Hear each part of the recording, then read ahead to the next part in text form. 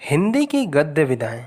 इस श्रृंखला के अंतर्गत मैं आपसे हिंदी गद्य के विभिन्न प्रकार जैसे उपन्यास, कहानी, नाटक, एकांकी आदि विषयों पर चर्चा करूंगा।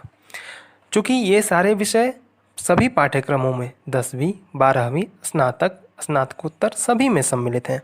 अगर किसी पाठ्यक्रम में सम्मिलित नहीं भी हैं तो एक व्यक्ति को जिसे हिंदी का ज्ञान है या जिसे पढ़ने लिखने का शौक़ है, उसे इसकी जानकारी होना आवश्यक है।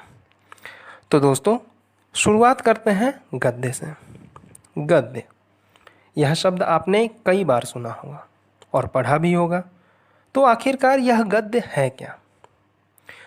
तो साहित्य के मुख्यतः 3 प्रकार होते हैं: पद्य, गद्य और चंपू।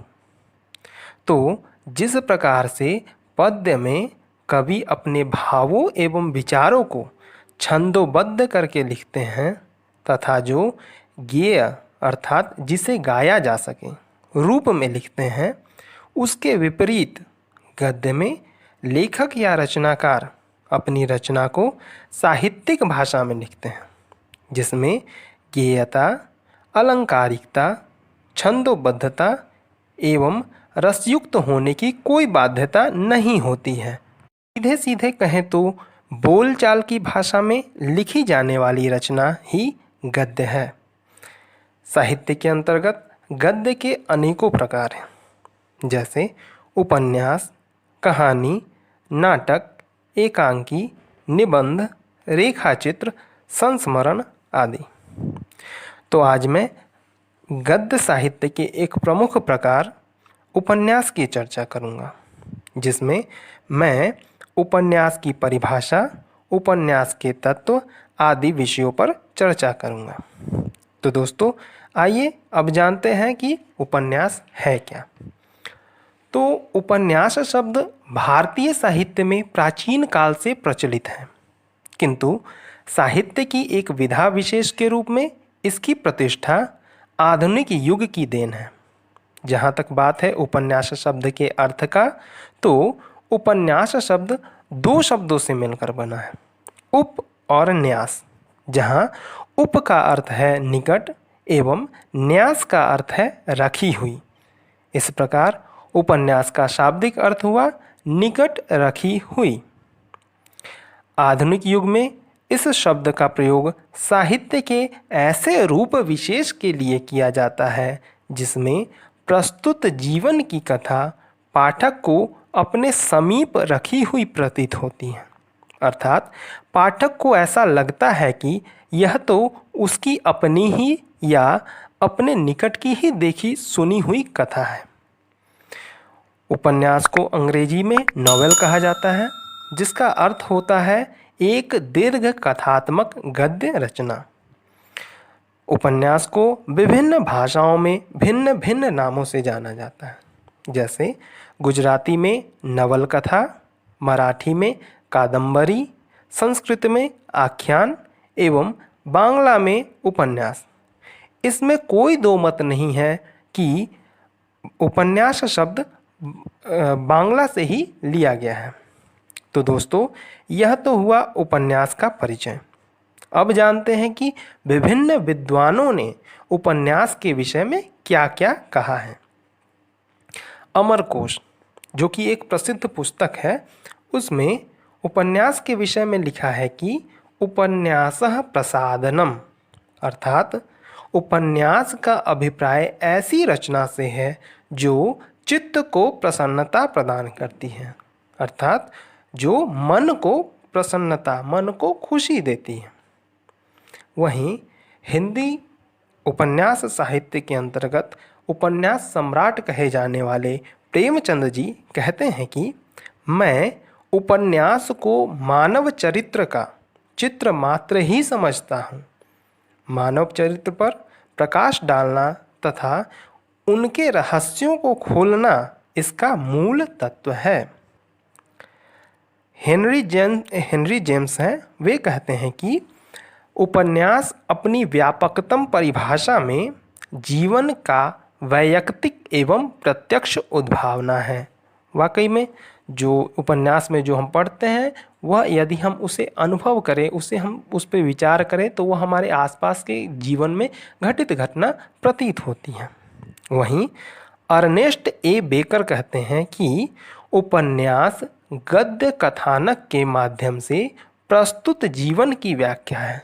मतलब कि उस गद्य कथा जो जिस पे उपन्यास लिखी गई है वह उससे संबंधित लगती है, जो पाठक पढ़ते हैं उनसे संबंधित। इस प्रकार यदि हम इन विद्वानों की परिभाषा का निष्कर्ष देखें तो उपन्यास आधुनिक काल में गद्य साहित्य की एक विकसित विधा है, जिसके कथानक और चरित्र यथार्थ जीवन के प्रतिनिधि होते हैं। साथ ही साथ उपन्यास व्यक्ति चरित्र तथा उससे संबंधित घटना के माध्यम से मानव चरित्र का चित्र उपस्थित करता है। तो दोस्तों, यह तो हुआ उपन्यास का परिचय एवं परिभाषा। अब बात करते हैं उपन्यास के तत्वों की। तो उपन्यास के तत्व कहने का अर्थ है कि लेखन के वह तत्व जिससे कोई रचना उपन्यास कहलाती है। तो विद्वानों ने उपन्यास के 6 तत्व माने हैं, जिसमें से पहला है कथा वस्तु या कथानक। तो उपन्यास का सर्वप्रमुख तत्व है कथानक या कथा वस्तु। कथा वस्तु का अर्थ हुआ वह घटना या कथा जिस पर पूरे उपन्यास का घटनाक्रम आश्रित होता है, जिसे हम साधारण शब्दों में स्टोरी या कहानी कह सकते हैं। कथा वस्तु के ऊपर ही उपन्यास की सफलता निर्भर करती है। अतः कथा वस्तु का आधार वास्तविक रहना चाहिए, जिससे कि उपन्यास में स्वाभाविकता रहे। कथानक स्वाभाविक ढंग से विकसित होते हुए चरम सीमा तक पहुंचना चाहिए, जिससे कि पाठकों की जिज्ञासा भी बढ़ती जाए। एक सफल कथानक में 3 गुण आवश्यक रूप से होनी चाहिए। वो 3 गुण कौन कौन से हैं? पहला रोचकता, दूसरा स्वाभाविकता और तीसरा प्रवाह और गतिशीलता। तो उपन्यास के प्रथम पृष्ठ में ही ऐसी शक्ति होनी चाहिए जिसे पढ़ लेने पर पाठक के हृदय में ऐसी कौतूहल जागृत हो जाए कि पाठक पूरी रचना को पढ़ने के लिए विवश हो जाए। यह उपन्यासकार की महानता को दर्शाता है। दूसरा जो प्रमुख तत्व है वह है पात्र एवं चरित्र चित्रण। तो दोस्तों, वास्तव में जब भी किसी घटना की बात की जाती है तो घटना के मूल में कोई ना कोई चरित्र अवश्य विद्यमान होता है, कोई ना कोई पात्र जरूर रहता है। अर्थात उपन्यास के पात्र अपने विशिष्ट व्यक्तित्व के साथ पाठकों के समक्ष प्रस्तुत होते हैं। यदि ये एकमात्र विशिष्ट चरित्र के साथ आते हैं तो पाठकों को उतना प्रभावित नहीं करते हैं, परंतु जब ये अपने वर्ग के तमाम चरित्रों के प्रतिनिधि के रूप में आते हैं तो पाठकों को उल्लेखनीय ढंग से प्रभावित करते हैं। जैसे गोदान उपन्यास में होरी, धनिया और गोबर तीनों एक ही परिवार और एक ही वर्ग से संबंधित हैं, फिर भी तीनों में अपने अपने वर्ग के प्रतिनिधि पात्र हैं। इसी आधार पर उपन्यास में 2 प्रकार के चरित्र होते हैं। पहला मुख्य चरित्र, दूसरा सहायक चरित्र।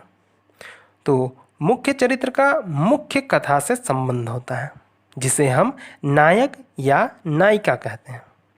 वहीं उपन्यास में कई छोटी छोटी कथाएं साथ चलती हैं तथा नायक नायिका के चरित्र को उभारने के लिए एवं कथा को गतिशील बनाने के लिए जो चरित्र आते हैं वह सहायक चरित्र कहलाते हैं। उपन्यास के अंतर्गत पात्रों के चरित्र में परिवर्तन या विकास परिस्थितियों व वातावरण के प्रभाव से क्रमशः दिखाया जाता है। तो उपन्यास का अगला तत्व है संवाद योजना या कथोपकथन। वैसे तो कथोपकथन या संवाद योजना नाटक का प्राण तत्व है, परंतु उपन्यास के अंतर्गत भी इसका महत्व कम नहीं है। संवाद योजना के कारण ही कथानक में नाटकीयता, गतिशीलता और स्वाभाविकता आती है। दोस्तों, किसी भी व्यक्ति का आकलन हम उसके विचारों एवं कार्यों से करते हैं, और चूंकि उपन्यास के पात्र स्वयं ही अपना परिचय नहीं देते हैं, अतः हम किसी पात्र के संवाद, प्रतिक्रिया, विचार आदि को पढ़कर और समझकर ही उसके चरित्र का निर्धारण करते हैं। अतः किसी पात्र को समझने के लिए संवाद योजना का होना अति आवश्यक है। इससे उपन्यास जीवंत प्रतीत होता है। इसके पश्चात जो तत्व है वह है देश, काल और वातावरण। तो दोस्तों, यह तत्व उपन्यास को प्रभावित करने वाला तत्व है और सीधे सीधे प्रभावित करता है। कैसे कि देश काल, सबसे पहले जानते हैं कि वो है क्या, देश काल और वातावरण का क्या अर्थ है।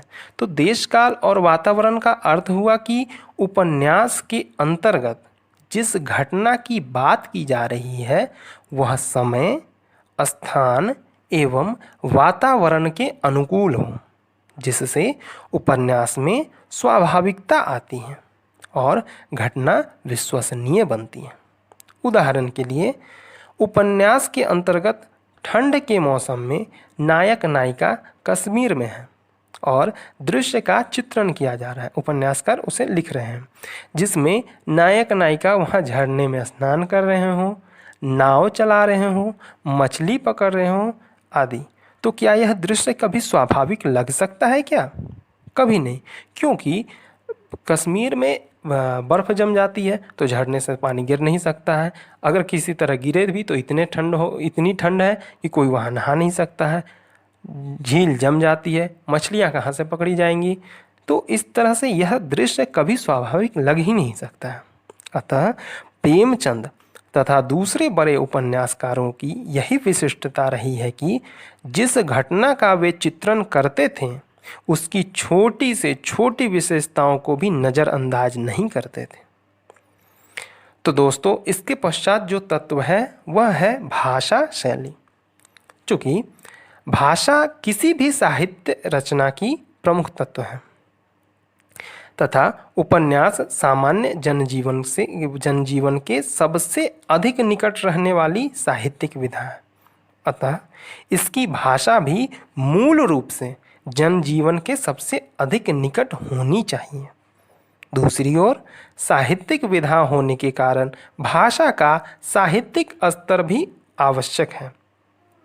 चूँकि उपन्यास के विभिन्न चरित्र विभिन्न सामाजिक स्तर, शैक्षणिक स्तर, भाषाई क्षेत्र से आते हैं, अतः इन सभी की भाषाओं को उन्हीं के अनुरूप रखना चाहिए।